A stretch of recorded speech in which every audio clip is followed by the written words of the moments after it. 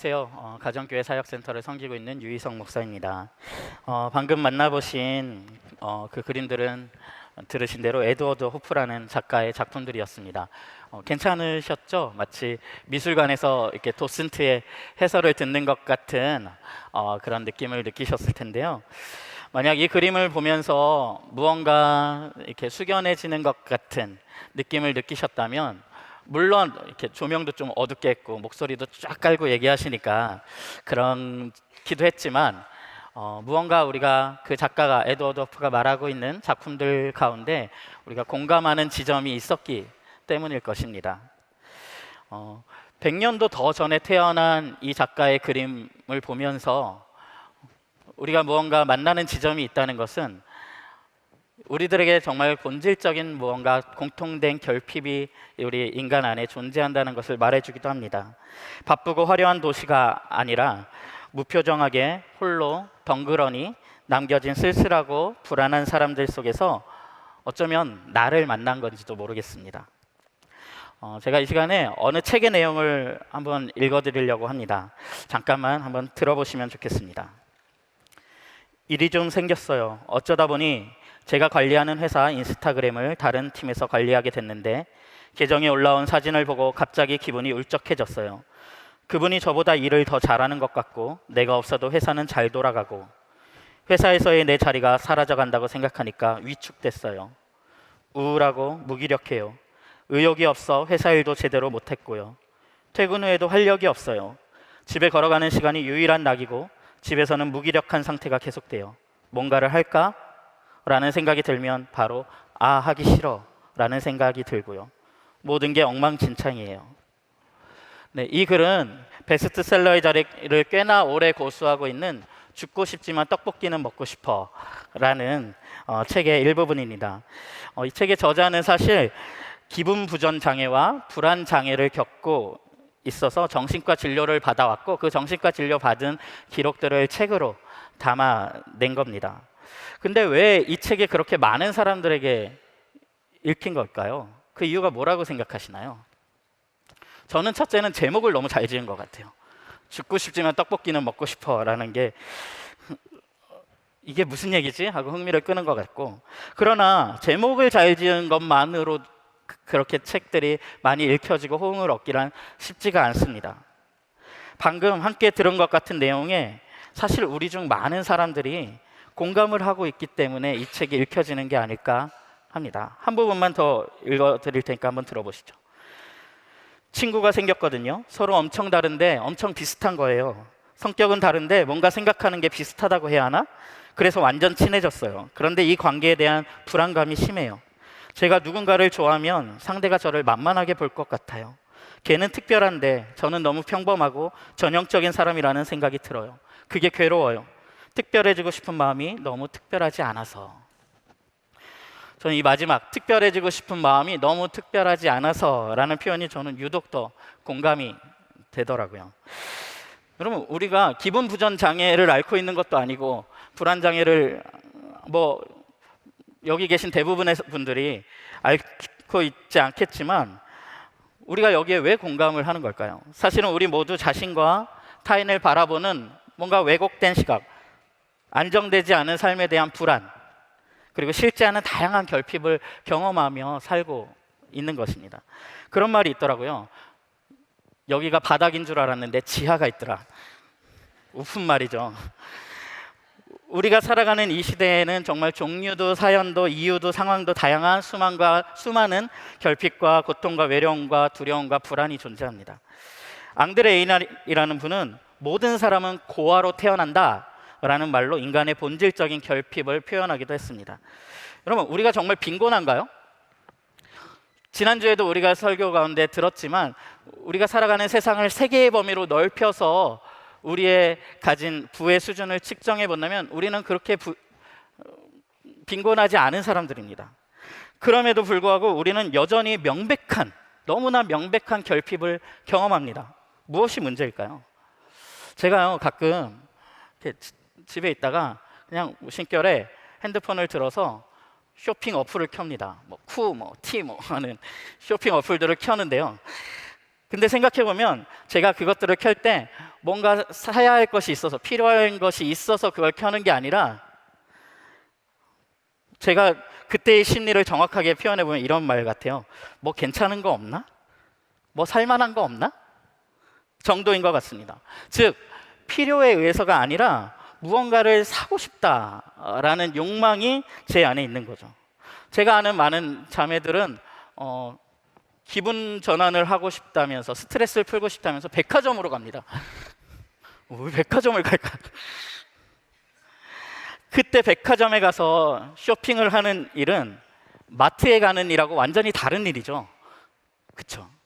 그것은 필요가 아니라 어쩌면 욕망의 영역에 해당되는 일입니다. 조금 더 들여다보면 우리가 필요라고 생각하는 것들 중에 굉장히 많은 부분이 사실은 욕망이 만들어내는 것이라는 것을 알 수가 있습니다. 만약에 나는 이번 여름에 해외여행을 가고 싶어 라는 생각을 하게 되면 그때부터 필요한 것들이 생각납니다. 가서 입을 옷도 사야 되고, 비행기 티켓을 살 돈도 마련해야 되고, 가서 쓸 경비도 준비를 해야 합니다. 그렇죠? 돈이 모자라면 부모님께 뭔가 이쁜 짓을 하든가, 아니면 친구에게 내가 빌려야 될까? 아니면 아르바이트를 더 해야 될까? 이런 결정을 해야만 합니다.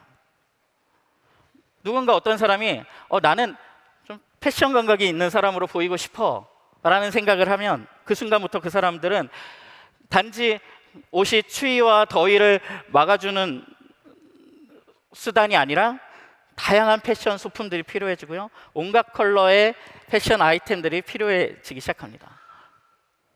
전 아내가 어느 날부터인가 계속 목에다가 이상한 띠를 자꾸 두르는 거예요. 뭔지 모르겠는데 그리고 예쁘냐고 자꾸 물어보더라고요. 나중에 보니까 초크라는 패션 아이템이었는데, 걔는 뭐 따뜻하게 해주는 것도 아니고 뭐 아무런 기능이 없거든요. 그럼에도 불구하고 우리는 그런 물건들을 삽니다. 제가 같이 돌아다니면서 얼마나 그 물건을 찾아줬는지 모릅니다. 누군가가 나는 정말 남들을 위해 가치 있는 삶을 살고 싶다라는 생각을 한 순간부터 그 사람은 그 삶에 필요한 것이 무엇이지? 라고 그 필요들을 찾기 시작합니다. 이처럼 우리의 욕망은 필요를 만들어냅니다.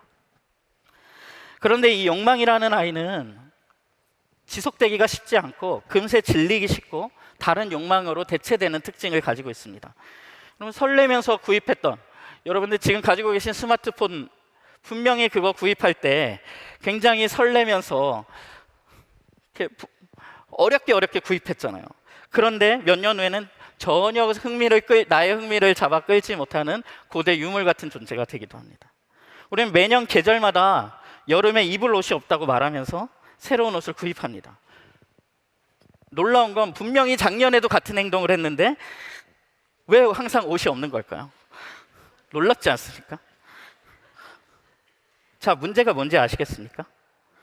그래서 우리에게 이 필요한 것이 다 채워지는 때는 없습니다. 우리의 욕망은 무한히 새로운 필요를 만들어내기 때문입니다. 그래서 우리의 욕망은 마치 바닥이 깨진 항아리 같습니다. 아무리 부어도 거기는 만족함이 없죠. 어떤 사람들은 제 삶은 너무 무기력합니다 라고 이야기를 합니다. 그런데 이런 무기력 역시 욕망과 그 현실의 갭 차이에서 오는 일종의 좌절 같은 것입니다. 결국 욕망이 있기 때문에 일어나는 일이죠. 욕망의 이러한 특성을 경험했던, 인류에서 정말 많은 것을 가져봤던 사람 중에 한 사람인 성경의 솔로몬이라는 왕은 전도서에서 이렇게 고백합니다. 헛되고 헛되며 헛되고 헛되니 모든 것이 헛되도다. 라임이 정말 탁월하죠. 이 욕망은 무한하고 자원은 한정되어 있습니다. 그래서 한정된 자원을 둘러싸고 욕망과 욕망이 부딪히고 우리는 그 안에서 결핍을 경험하게 됩니다. 이런 관계 속에서도 우리는 그렇습니다. 엄기호라는 작가가 우리 시대의 관계를 단속사회라는 말로 재미있게 표현을 했더라고요.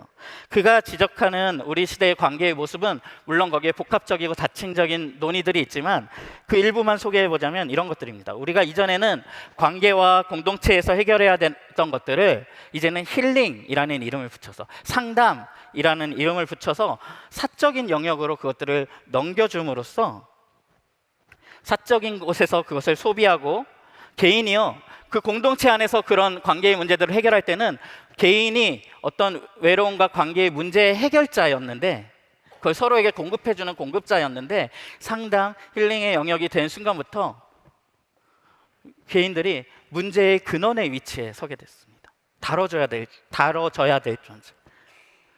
또 우리에겐 정말 토론해야 될 중요한 문제들이, 인생에 정말 이것들은 중요한 일들이라는 주제를 가지고 이야기해야 할 것들이 있음에도 불구하고, 여러분, 개인의 취향을 존중하는 법을 아시죠? 여러분, 어떤 갈등이 있을 때 그걸 해결하는 쉬운 방법이 있습니다. 이렇게 말하면 됩니다. 아, 당신은 그렇게 생각하시는군요. 저는 그렇지 않습니다만 서로의 차이라고 존중하고 넘어가죠. 그래서 취향을 존중하는 가장 좋은 방법은 사실은 더 이상 듣지 않고 무시하는 것이 되었습니다. 그래서 우리는 항상 SNS나 그런 수단들을 통해서 우리가 연결되어 있다라고 느끼지만, 저도 해봤는데 가끔은 정말 저하고 생각이 다르고 안 맞는 사람들에 대해서 팔로잉을 그냥 끊는 버튼 하나만 누르면 그 관계는 끊어집니다. 우리는 거기서 관계의 안정을 누리고 있는데 사실은 이렇게 너무 쉽게 끊어지는 관계로 연결된 존재들입니다. 그래서 단속사회라는 말은 우리가 소속이 단절되어 있는 사회라는 말, 그리고 자신의 일정 부분을 더 이상 드러내지 않는, 자신을 단속하는 사회라는 뜻, 그리고 연속되지 않고 단속되는 사회라는 의미입니다. 우리는 이런 관계망 속에서 우리를 채워주지 못하는 결핍을 경험하고 있죠. 이 성경 룻기에는 나오미와 룻이라는 두 여인이 등장을 합니다. 나오미는 시어머니의 이름이고요, 룻은 며느리의 이름입니다. 이 나오미라는 여성은 베들레헴이라는 지역에서 살던 여성입니다. 그런데 이 베들레헴이라는 땅에 너무 큰 기근이 든 겁니다. 더 이상 살 수가 없어서 이 나오미가 남편과 두 아들과 함께 외국 땅, 모압이라는 땅으로 이민을 가게 됩니다. 그리고 거기 이민 간 땅에서 두 아들이 결혼도 하고 룻, 오르바라는 두 여인을 며느리로 맞이하게 됩니다. 그런데 이들에게 상상하기도 싫은 운명이 찾아옵니다. 집안의 남자들이 모두 죽어버린 것입니다. 나오미의 남편이 죽더니 시간이 또 흘러서 두 아들도 다 죽게 되었습니다. 자, 나오미 입장에서 한번 생각해 보면, 며느리들이 있지만 며느리들은 외국 그 땅에서 만난 이들이고, 자신과 함께 이스라엘에서부터 이렇게 건너왔던, 자신과 함께 왔던 이들은 지금 다 세상에서 없어져 버린 겁니다. 혼자 덩그러니 그냥 남아버린 그런 상황입니다. 또 두 며느리 오르바와 룻의 입장에서 보면 젊은 나이에 남편을 잃어버리고 아주 기구한 운명을 맞이하게 되었습니다. 나오미는 그 남편들이 둘 다 죽어버린 며느리들에게 이제 너희는 젊은이 떠나서 너희의 인생을 살라고 강력하게 계속해서 권면합니다. 두 며느리가 다 그러지 않겠다고 말을 하다가 결국 시어머니가 더 강력한 권유를 하여서 이기지 못하고 오르바라는 며느리는 결국 자신의 길을 떠나게 되지요. 그런데 이 룻이라는 여인이 정말 고집스럽게 저는 어머니와 함께 그 이스라엘 땅으로 가겠다라는 주장을 관철시켜서 그렇게 두 여인이 이스라엘 땅으로 돌아오게 됩니다. 그리고 이때 고향으로 돌아오는 그 길, 나오미의 심정이 얼마나 참담했을까요? 금이 환영이 아니라 망해서 돌아오는 길, 그녀의 말을 한번 들어보시죠. 룻기 1장 19절에서 21절 한번 같이 읽어보겠습니다. 시작. 그 두 사람은 길을 떠나서 베들레헴에 이르렀다. 그들이 베들레헴에 이르니 온 마을이 떠들썩하였다. 아낙네들이 이게 정말 나오미인가 하고 말하였다. 나오미가 그들에게 대답하였다. 나를 나오미라고 부르지들 마십시오. 전능하신 분께서 나를 몹시도 괴롭게 하셨으니 이제는 나를 마라라고 부르십시오. 나는 가득 찬 채로 이곳을 떠났습니다. 그러나 주님께서는 나를 텅 비어서 돌아오게 하셨습니다. 주님께서 나를 치시고 전능하신 분께서 나를 불행하게 하셨는데 이제 나를 나옴이라고 부를 까닭이 어디에 있겠습니까? 나오미가 고향 베들레헴으로 돌아오니까 사람들이 정말 나오미가 돌아온 거야? 막 이러면서 이제 떠들썩합니다. 근데 나오미라는 이름의 뜻이 기쁨인데 나오미가 뭐라고 하냐면 나를 더 이상 기쁨이라고 부르지 말아라. 대신에 마라라고 불러라. 마라라는 말은 쓰다라는 뜻입니다.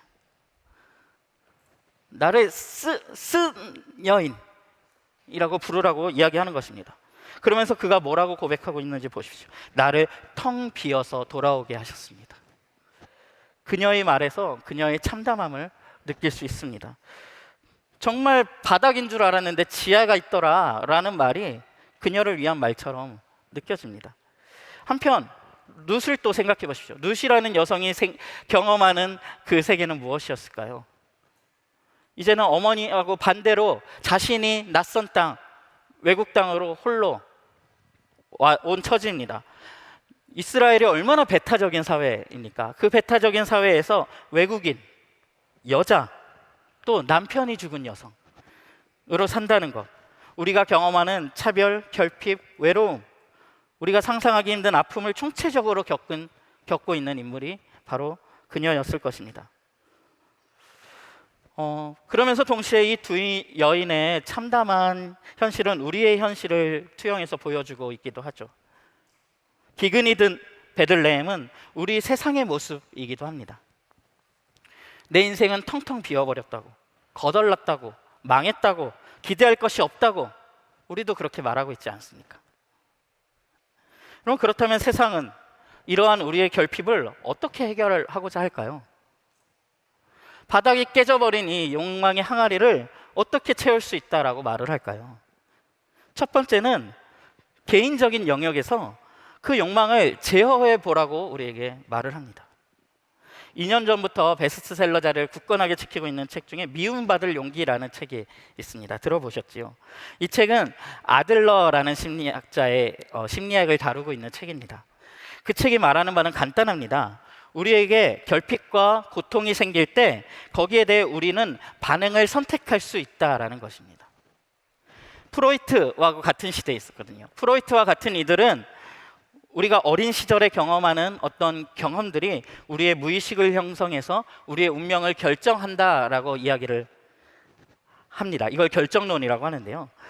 근데 이 책을 통해서 이야기하는 아들러는 그것이 아니라 우리가 그 결핍들에 대해서 우리의 반응을 바꿀 수 있다. 자유의지가 있다. 그래서 자유의지론이라고 합니다. 라고 말을 합니다.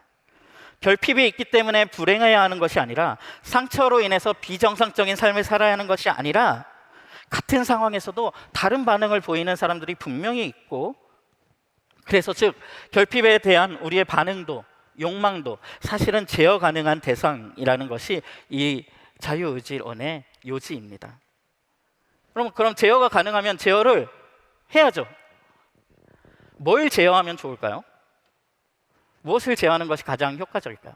여러분, 자원은 한정적입니다. 자원을 늘리는 건 너무 어려운 일입니다. 그럼 뭘 바꾸는 게 쉽습니까? 욕망을 제어하는 것이 쉽지 않겠습니까? 그래서 욕망은 우리의 반응이기 때문에 제어할 수 있다라는 것입니다. 그래서 결핍이나 욕망과 관련된 많은 책들은, 그리고 스승들은 단순한 삶이라는 형태의 삶을 표현은 각각 다 다르더라고요. 다양한 표현이 존재하지만 결국엔 이 단순한 삶이라는 삶의 방식을 우리에게 제시합니다. 욕망의 크기를 줄이고 작은 것들에 만족하는 법을 배우라는 것입니다. 사람에게도 기대하지 말고 휘둘리지도 말고 소신껏 살아가라는 가르침을 가르칩니다. 서점에 가면 정말 다양한 말로 이 단순한 삶을 가르치는 수많은 종류의 책들을 만나보실 수 있습니다. 한편 어떤 이들은 이러한 시도가 충분치 않다고 생각하거나 탐탁치 않다라고 생각을 합니다. 결핍과 이 채워지지 않은 욕망의 문제를 그렇게 개인의 사적인 영역으로 돌려버리면 안 된다, 그들에게 돌려주면 안 된다라고 생각하는 것입니다. 이것은 사회 구조적인 문제이고 부의 양극화가 만들어낸, 독점이 만들어낸 문제라고 말하는 이들이 있습니다. 마르크스는 이를 자본가와 사회 구조의 문제로 보기도 했고 노동자들의 각성이 이러한 사회, 세상을 바꿀 수 있다라고 생각했습니다. 공산주의나 자본주의 모두 우리에게 있는 이러한 결핍의 문제들을 구조적으로 해결해 보고자 하는 시도들이라고 할 수 있거든요. 우리가 아는 것처럼 공산주의의 결과를 우리는 보았죠. 공산주의는 더 가난해졌고 자본주의는 인간관계들을 더 파편화시키고 있습니다. 근래에 몇 권의 책을 추천받아서 읽었는데 북유럽 복지에 대한 책들이었습니다. 요즘 북유럽식 복지국가에 대한 관심이 정말 높아지는 것 같습니다. 저도 너무 가서 살고 싶더라고요. 그래서 덴마크에 이민 가는데 돈이 얼마인지도 알아본 적이 있습니다. 갈 곳이 못 되더라고요. 정말 나라에서 많은 것을 보장해주고 높은 세금을 내면서 복지의 수준을 높여서 실업의 위협으로부터 자유롭고 노후를 걱정하지도 않아도 되는 세상, 그런 세상을 꿈꾸는 거죠. 이것이 또 하나의 해결책입니다. 여러분, 해결책으로 제시된 이 두 가지를 생각해 보면 단순한 삶이라고 말로 대표되는 이 개인적인 해결책은 욕망의 크기를 조절해 보려는 시도라고 할 수 있습니다. 또 그래서 적게 가지고 만족하는 법을, 많이 만족하는 법을 배우라는 거죠. 북유럽식 복지국가가 시도하는 것은 욕망의 크기가 아니라 그 욕망을 채우는 공급을 어떻게 골고루 나누어 가질까, 더 많이 나누어 가질까를 고민하는 그러한 사회 구조를 만들어 보려는 시도라고 할 수 있습니다. 여러분, 이런 일들은 너무 의미 있고 중요한 일들입니다. 그래서 우리 역시 이러한 일들이 어떻게 진행될 수 있을까? 우리 사회 가운데, 나의 삶 가운데 우리의 주변 사람들에게 이것들이 어떻게 이루어질 수 있을까? 관심을 가지는 것은 마땅합니다. 개인의 영역에서 우리의 욕망을 점검하고 단순한 삶, 심플한 삶을 추구하고 한편으로는 사회 구조와 부의 분배를 건강하게 바꾸기 위해서 애쓰고 수고하고 곳곳마다 손을 뻗쳐야 합니다. 그럼에도 불구하고 이것들로는 한계가 있음을 알아야 합니다. 적어도 하나님을 아는 사람들은 그러한 지식을 가지고 있어야 합니다. 그것들이 어느 정도의 유익은 가지고 있지만 그 명백한 한계에 대해서도 이해하고 있어야 합니다. 우리의 제도는 명백한 한계를 가집니다. 인간의 이기심, 우리의 자기 중심성 때문에 그렇습니다.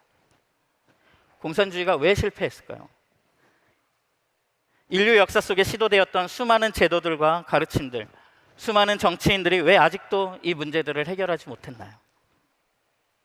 인간 안에 있는 이 자기 중심성의 문제를 해결할 수가 없는 겁니다. 아무리 좋은 제도와 시스템과 구조를 만들어도 결국에는 이기적인 인간이, 인간의 자기 중심성이 그것들을 망가뜨려 버리는 것입니다. 여러분, 우리는 지금 이 순간에도, 함께 있는 이 순간에도 우리는 여전히 욕망하는 존재들입니다. 단순히 이 욕망을 부정하는 것으로 우리의 상황을 해결할 수 있다라고 말해서는 안 됩니다. 오히려 성경은 우리의 결핍이 창조된 것이라고 이야기합니다. 여러분, 이 말이 받아들여지시나요? 결핍을 하나님께서 창조하셨다는 것입니다. 최초의 인간을 만드실 때 아담 안에 이미 고독이라는 결핍이 자리하고 있었습니다. 이 고독은 하나님이 아담 안에 창조하신 것입니다. 그래서 혼자 있는 것이 좋지 않아 하와가 필요했죠. 혼자 있는 것이 좋지 않아 하나님과 함께 있어야 했죠. 또 동시에 그래서 인간은 하나님을 필요로 하는 존재입니다. 홀로 온전하지 않습니다. 우린 그런 존재들입니다.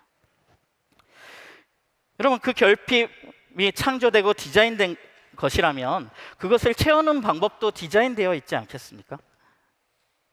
이 욕망으로부터 눈을 돌리게 하는 단순한 삶이라는 방법은 우리의 삶을 약간 건강하게 하고 만족도를 조금 높일 수 있지만 궁극적인 해결책이 될 수는 없습니다. 오히려 우리는 그 욕망과 우리의 추구함이 올바른 방향을 가지도록 해야 합니다.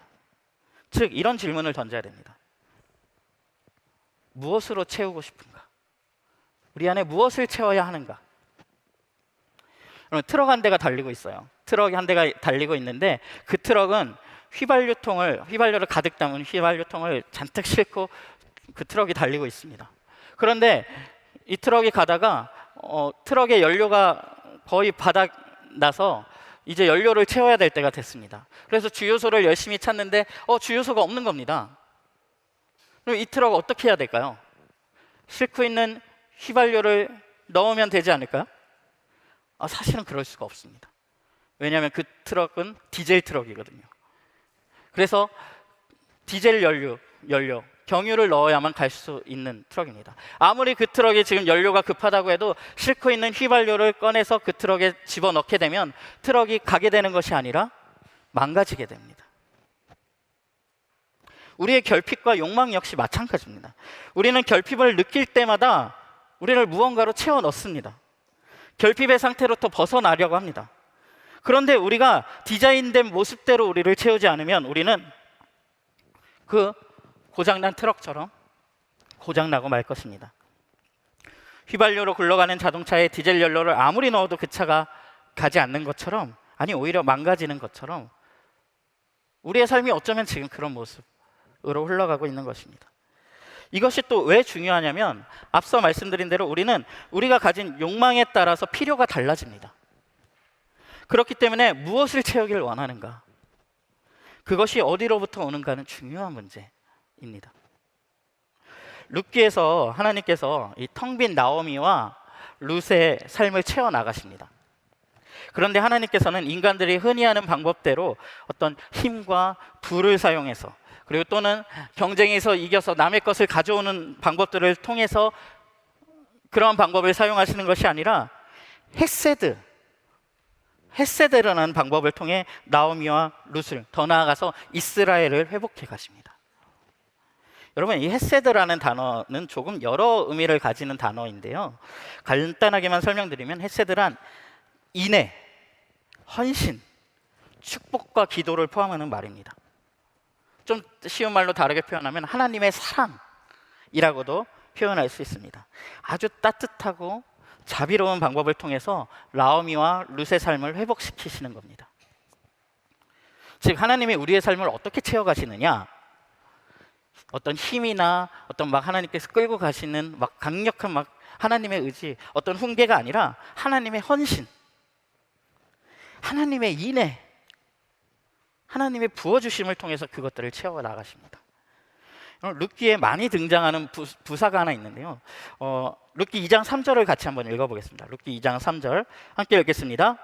그리하여 룻은 밭으로 나가서 곡식 거두는 일꾼들을 따라다니며 이삭을 주었다. 그가 간 곳은 우연히도 엘리멜렉과 지방간이 보아스의 밭이었다. 거기 보면 우연히도라는 단어가 보이시나요? 그럼 베들레헴으로 아까 나오미와 롯이 돌아왔잖아요.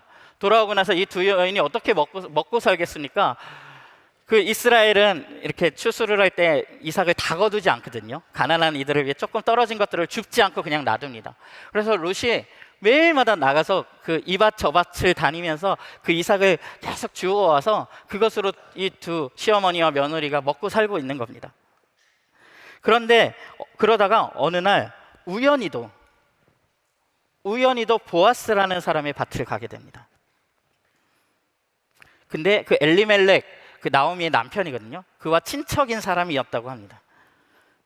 룻기에서 이 우연히도라는 단어를 유심히 보셔야 됩니다. 이 우연히도라는 단어는 하나님의 일하심을 표현하는 관용어입니다. 그러니 인간 편에서 보기에는 우연처럼 보이는 그 일이 사실은 하나님께서 일하신 결과라는 것입니다. 이 우연히도라는 단어가 여러분 우리의 삶도 매우 적절하게 표현해 주지 않나요?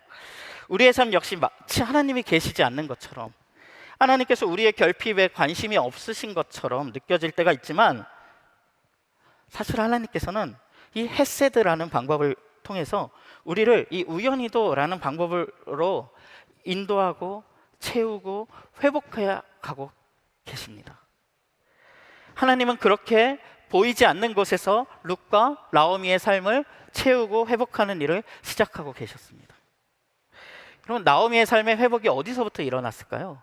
나오미가 다시 베들레헴으로 돌아왔다라는 성경의 표현은 사실은 하나님께로 돌아왔다라는 상징적인 뜻을 가지고 있습니다. 하나님께서 자신을 텅 비게 만들었다라고 그 참담한 심정을 막 아프게 토로하기도 했지만, 다시 하나님께로 돌아온 나오미와 롯을 하나님께서는 헤세드로 채워가시는 모습이 이 룻기에 소개되고 있습니다. 여러분, 우리를 채우실 수 있는 분은 하나님뿐이십니다. 무언가를 욕망한다는 말과 가장 닮은 말은 사랑한다는 말입니다.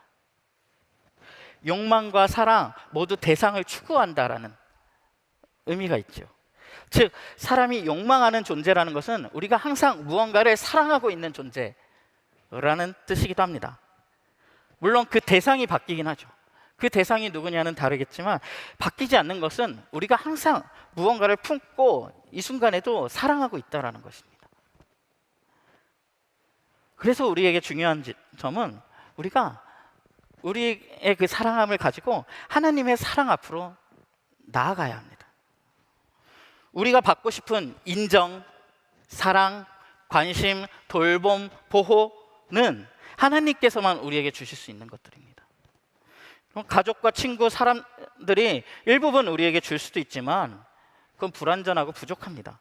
그것만 있으면, 그 관계만 있으면, 그것만 이루어지면 괜찮을 것 같지만 사실은 그렇지 않습니다. 하나님의 헤세드 안에만 이런 것들이 있습니다.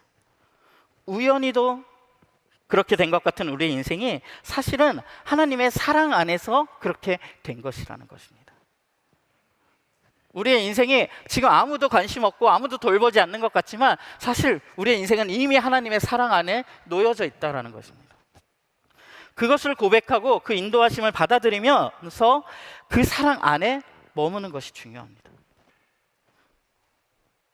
하나님께서 우리에게 베푸시는 그 헤세드, 그 사랑 외에는 어느 곳으로도요, 우리의 그 바닥 깨진 항아리, 그 항아리를 채울 수가 없습니다. 그런데 하나님께서는 그 큰 사랑으로 우리의 항아리를 채우시는 것이 아닙니다. 사실은 하나님의 그 사랑 안에 완전히 잠기게 하시는 것입니다. 그 하나님의 헤세드는 우리의 시야보다 훨씬 커서 우리가 거기에 완전히 잠기게 하십니다. 그때부터 우리 항아리의 바닥이 깨졌다는 것은 문제가 되지 않습니다. 왜냐하면 거기에 우리가 완전히 잠겨 있기 때문입니다. 나오미와 룻도 이 우연히도라는 방법을 통해서 인도하시는 그 우연히도라는 말 뒤에 계신 하나님의 손길을 깨닫는 순간이 있었을 겁니다. 그 손길을 깨닫는 순간, 하나님의 손을 발견한 순간, 그 사랑에 완전히 잠기고 감격하는 경험을 했을 것입니다.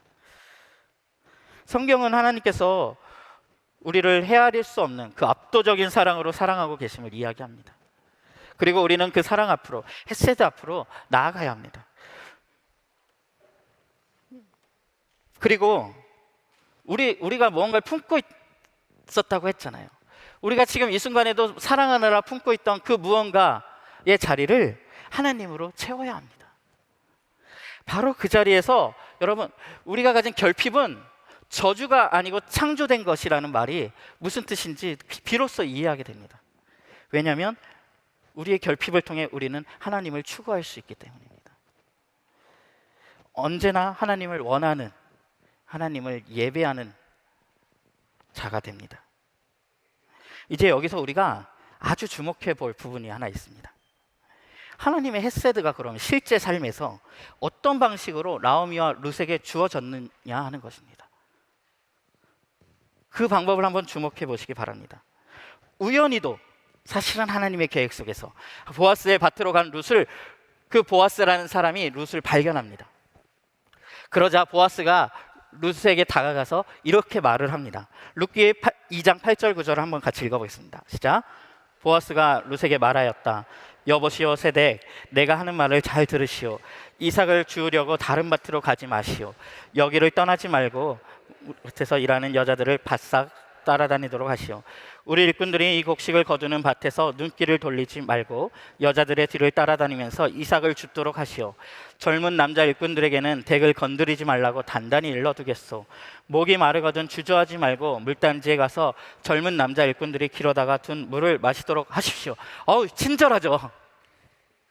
여러분, 근데 이게 바로 헤세드입니다. 보아스라는 남자가 룻에게 그렇게 남의 밭을 다니느라고 고생하지 말고 내가 다 일러둘 터이니 이제는 매일 여기로 와서 이삭을 주우라고 하는 것입니다. 보아스라는 남자가 룻에게 보여주고 있는 이런 인애와 헌신과 축복과 기도가 바로 헤세드입니다. 그런데 룻기에는요, 사실 이런 사람과 사람 간의 헤세드가 곳곳에 등장하고 있습니다. 생각해 보십시오. 두 아들과 남편을 다 잃은 시어머니에게 룻이 내가 어머니 곁을 떠나지 않겠습니다, 내가 언제나 함께 하겠습니다 말하고 있는 룻의 헤세드가 나오미를 위로하고 있습니다. 여러분, 보아스라는 사람의 헤세드를 한번 보십시오. 한 구절 더 읽어보겠습니다. 룻기 2장 4절을 같이 읽어보겠습니다. 시작. 그때 마침 보아스가 베들레헴 성읍에서 왔다. 그는 주님께서 자네들과 함께 하시기를 비네 하면서 곡식을 거두고 있는 일꾼들을 격려하였다. 그들도 보아스에게 주님께서 주인 어른께 복을 베푸시기를 바랍니다 하고 인사하였다. 여러분, 보아스가 룻에게만 유독 친절했던 것이 아니죠. 여기 보니까 모든 일꾼들에게 주님께서 자네들과 함께 하시기를 비네 하면서 그들을 격려합니다. 그러니까 또 일꾼들이 누구를 격려합니까? 또 보아스를 향해서 축복을 합니다. 그래서 룻기에서 하나님께서 이 나오미와 룻 그리고 이스라엘을 회복해 가시는 방법, 그 키워드는 서로를 향한 헤세드입니다. 룻에게 다른 데 가지 말고 이곳에서 이삭을 주우라고 말했던 보아스는 여기서 그치는 것이 아니라요, 룻에게 그 하나님의 헤세드, 자신이 베푸는 헤세드가 아니라 하나님의 헤세드까지 빌어줍니다. 한 번 더 읽어보겠습니다. 룻기 2장 12절을 같이 읽겠습니다. 시작. 대기한 일은 주님께서 갚아주실 것이요, 이제 대기 주 이스라엘의 하나님의 날개 밑으로 보호를 받으러 왔으니 그분께서 대기에게 넉넉히 갚아주실 것이요. 자, 하나님 그분께서 대기에게 넉넉히 갚아주실 것이요, 축복 기도를 하고 있습니다. 룻기에는 이 7개의 축복 기도가 등장을 합니다. 방금 읽은 구절도 이제 그 구절 중에 하나인데요, 이것이 7개인 이유는 7이 완전수이기 때문이죠. 여러분, 이 베들레헴이라는 땅 생각해 보십시오. 큰 기근이 든 땅, 나오미와 룻만 어려웠을까요? 아니죠. 거기 살고 있는 모든 사람이 이 엄청난 결핍, 심각한 상황에 당면한 것입니다. 기근이 든 땅, 모두가 어려운 상황 속에 있던 공동체입니다. 마치 우리가 살아가는 세상처럼 똑같이 그런 어려운 시절을 보내고 있는 땅이었습니다. 그런데 그곳에서 고백된 7개의 서로를 향한 축복 기도가 소개되고 있습니다. 그 내용들을 보면 나오미가 며느리들을 하나님의 이름으로 축복을 합니다. 보아스가 일꾼들을 축복을 합니다. 일꾼들이 보아스를 축복합니다. 보아스가 룻을 축복합니다. 장로와 그 베들레헴의 모든 장로들과 주민들이 보아스를 축복하기도 하고요, 베들레헴의 여인들이 나오미를 축복하기도 합니다. 서로가 서로를 위해서 축복해주는 이것이 바로 하나님께서 우리를 향해 기대하고 계신, 우리를 통해 보고자 하시는 모습입니다. 여러분, 탓하고 비난하는 것은 우리가 아니어도 세상 모두가 하는 일입니다. 그러나 이 헤세드를 나누는 일은 하나님을 아는 이들만이 할 수 있는 일입니다. 왜냐하면요, 이 헤세드는 인간의 이 고질적인 문제, 이 자기중심성을 완전히 거스르는 일이기 때문입니다. 여러분, 자신의 문제, 자신의 결핍에 완전 몰입되어 있는 사람들은 다른 사람들을 축복할 수가 없습니다. 다른 사람들의 행복과 안녕을 위해서 자신의 에너지를 쓸 리가 없습니다.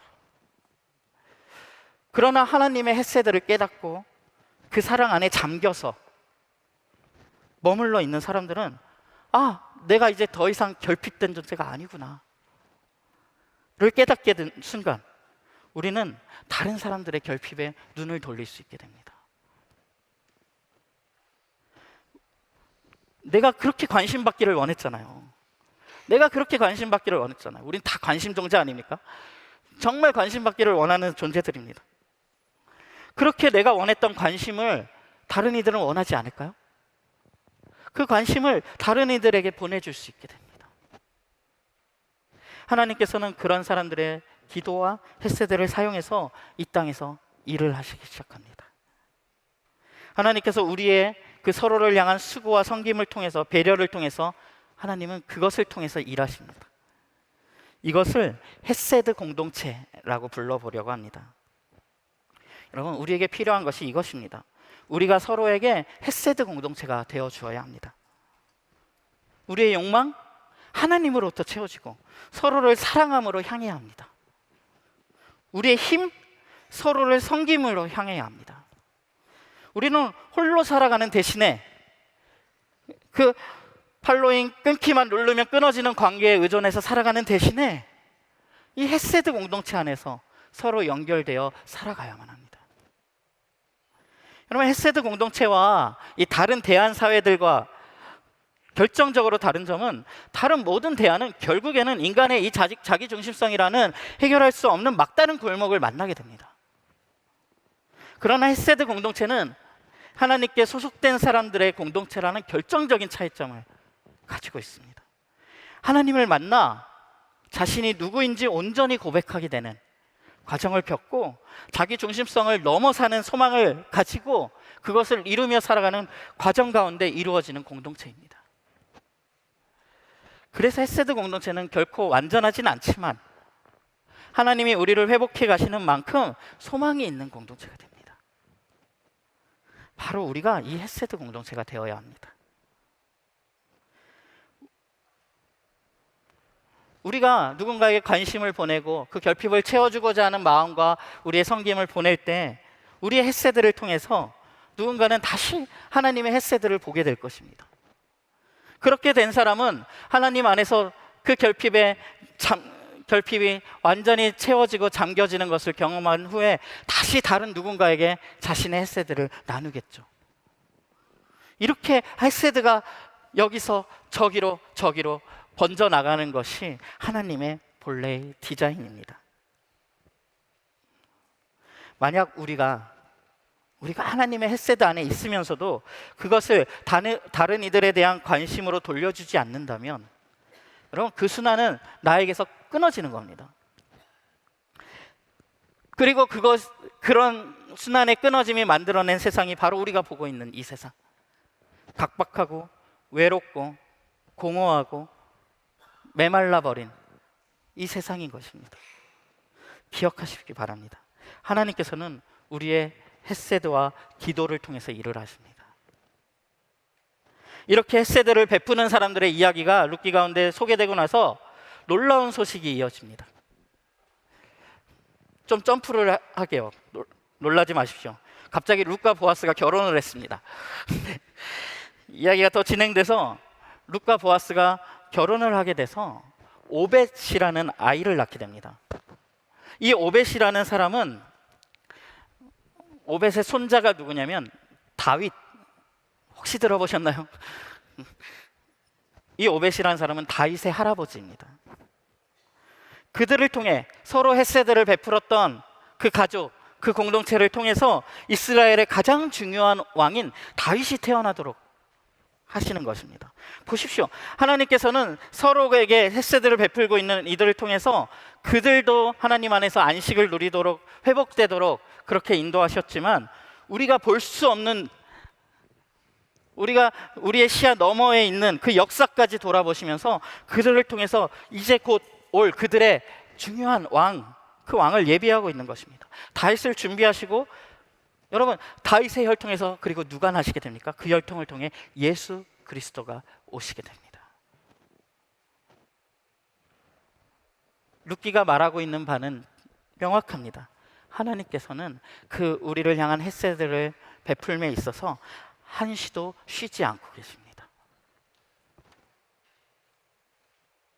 그리고 그 하나님께서는 우리의 헤세드와 기도를 통해 일하신다는 것을 꼭 기억하시기 바랍니다. 그러나 우리 헤세드는 작지만 하나님의 채우심은 훨씬 더 크고 놀라운 것입니다. 그래서 이 모든 것이 하나님 없이는 불가능한 것입니다. 룻기 4장에 가면 1장에서 텅 빈 상태였던 나오미가 가득 찬 나오미가 되는 장면을 볼 수 있습니다. 성경은 그것을 이렇게 표현합니다. 나오미에게는 시어머니를 사랑하는 며느리가 있었다라고 이야기를 하면서 그 며느리는 아들 7보다도 더 나은 며느리가 되었고, 그 며느리가 아기를 낳아주었는데 나오미가 그 아기에게 어머니 노릇을 하였다. 이웃 여인들이 나오미가 아들을 보았다라고 외치며 환호하였다. 여러분, 아들을 잃었던 나오미가 이제 아들을 얻게 된 겁니다. 나오미의 삶이 가득 차게 된 겁니다. 7 아들보다 나은 며느리가 그에게 곁에 함께 있게 된 것입니다. 여러분, 나오미의 삶이 가득 찰 수 있었던 비결을 기억하시기 바랍니다. 하나님을 아는 이들만이 이 풍성함을 기대하고 믿을 수 있으며 만들어낼 수 있습니다. 성경은 그래서 우리를 돌보시는 하나님에 대해서 이렇게 선언합니다. 같이 읽어볼까요? 시편 121편 4절에서 6절입니다. 함께 읽겠습니다. 이스라엘을 지키시는 분은 졸지도 않으시고 주무시지도 않으신다.